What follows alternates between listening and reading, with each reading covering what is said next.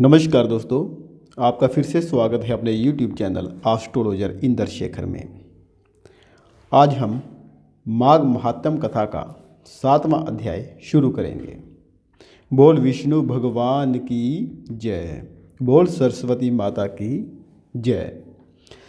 दत्तात्रेय जी बोले, चित्रगुप्त ने जब आलोचना की तब यमराज ने दूतों को आज्ञा दी कि एक को तो घोर नरक में ले जाओ जहाँ कठिन दुख होता है, और दूसरे को स्वर्ग में रखो जहाँ उत्तम सुखों के भोग हैं।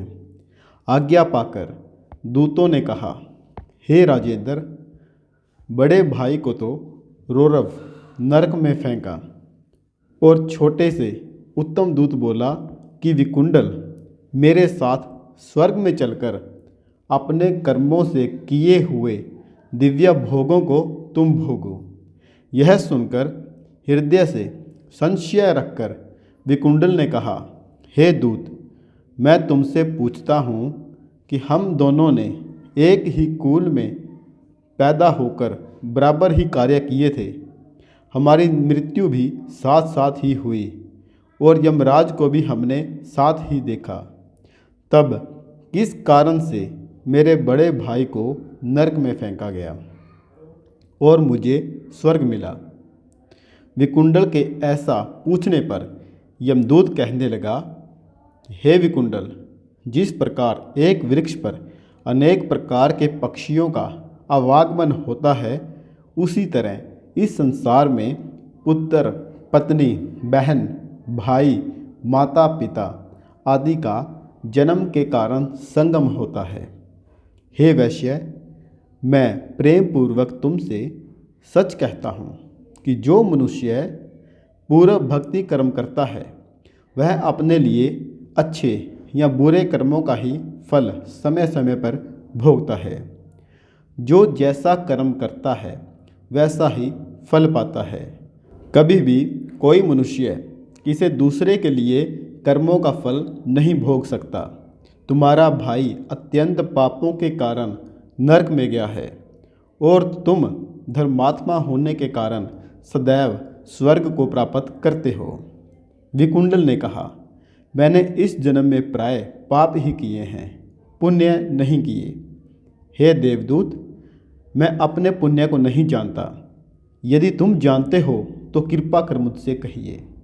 देवदूत बोला, हे वैश्य, सुनो, जो पुण्य तुमने किया है मैं वह भली प्रकार जानता हूँ, तुम नहीं जानते।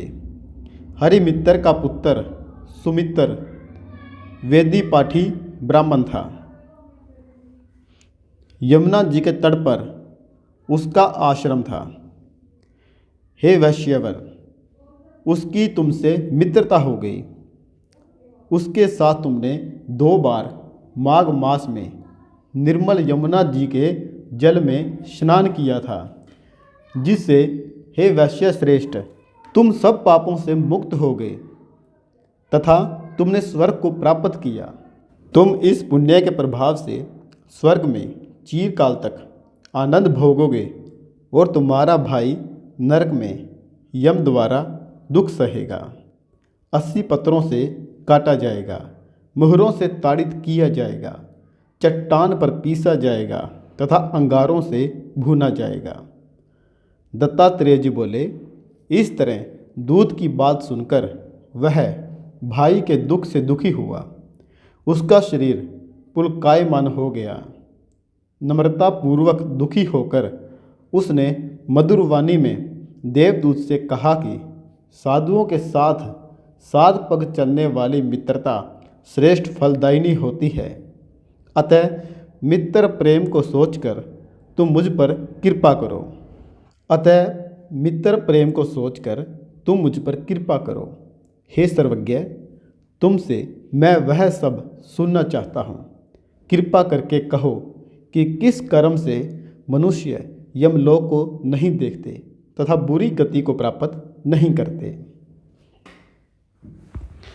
दोस्तों, 7वां अध्याय आज हम समाप्त करते हैं। दोस्तों, वीडियो को लास्ट तक देखने के लिए आपका बहुत बहुत धन्यवाद।